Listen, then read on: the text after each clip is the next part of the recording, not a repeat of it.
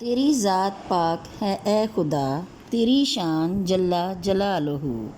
وہ ملک بنا وہ فلک بنا، جسے جیسا چاہا بنا دیا، تیری شان جلا جلالہ۔ تو جلال ہے تو کمال ہے، نہ تیرا کوئی اہل و عیال ہے۔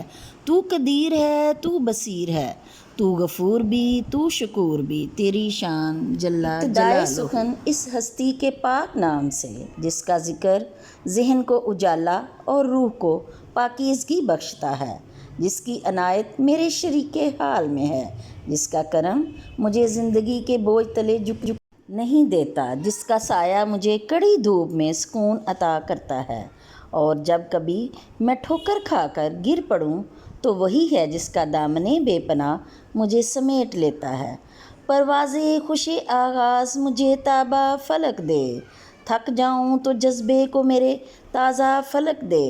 تحریر سے میری لگے احساس جواں، ہو تقریر میں بکھرے ہوئے شعلوں کی لپک دے۔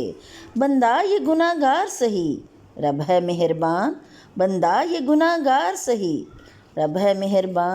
ذرہ ہے مگر تو اسے سورج کی چمک دے۔